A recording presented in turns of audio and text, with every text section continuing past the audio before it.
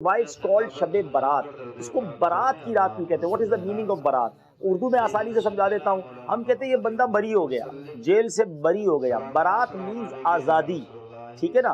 तो ये आजादी, freedom from fire of hell, जहन्नम की आग से आजादी की रात आती है। और कितने लोग बख्शे जाते हैं, सुभान अल्लाह। जरा सुनिएगा कि शब बारात it's the vital night and it must not be spent carelessly. A downpour of special blessings is showered abundantly in this holy night. In this auspicious night, Allah Azza wa Jal frees people from hell in a number more than that of hairs on the goats of the tribe of Bani Kalb. It is recorded in books that the tribe of Bani Kalb possessed the largest number of goats among the tribes of Arabia. यानी अल्लाह तबारक व ताला कबीलाए बनी कल्ब की बकरियों के बालों की तादाद के मुताबिक गुनाहगारों को जहन्नम से आजाद इस एक रात में फरमाता है। और उलमा फरमाते हैं कि ये कबीला बनी कल्ब की मिसाल क्यों दी गई कि उस जमाने में सारे ट्राइब्स, सारे कबीलों में सबसे ज्यादा बकरियां जो पाला करता था वो कबीला बनी कल्ब था। आप एक गोट के, एक बकरी के बाल काउंट नहीं कर सकते। चले बकरी को छोड़े, अपने सर के बाल काउंट नहीं कर सकते। इसका मतलब मिलियंस बिलियंस लोगों की मगफिरत शब बारात होती है। मगर अब जरा अलार्म सुनिएगा।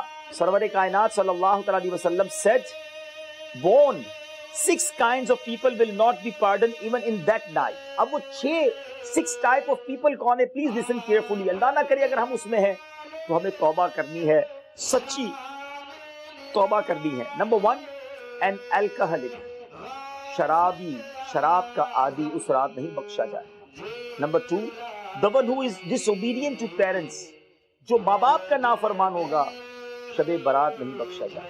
Number 3, one habitual of fornication, बदकारी का आदि, हरामकारी का आदि, इस रात नहीं बख्शा जाए। Number 4, the one who cuts of family ties, जो अपने रिश्तेदारों से कता ताल्लुक करता है, सिला रहमी नहीं करता, कता ताल्लुक करता है, वो भी नहीं बख्शा जाए।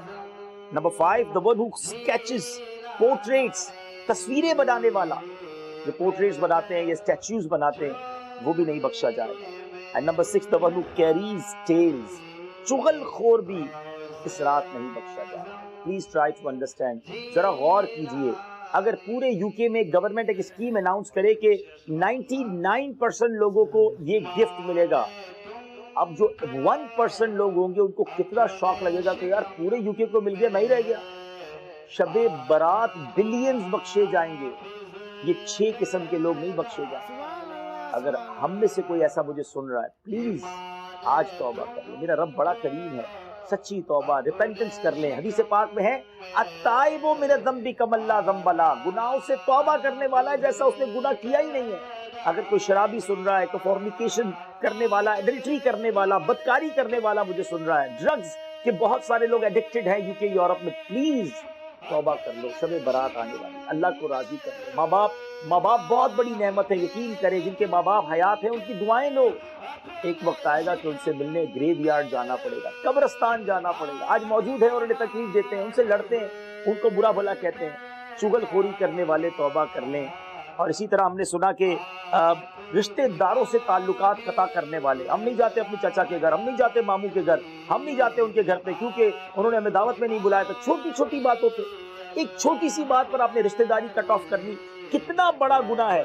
आप लिस्ट उठा लें कि जिस रात में मगफिरत की बशारतें हैं, शबे कदर, शबे बारात और बड़ी रातें, लेकिन जो बदनसीब नहीं बख्शे जाते उनमें माँ बाप का नाफरमान, रिश्तेदारी काटने वाला नॉर्मली होता ही होता है।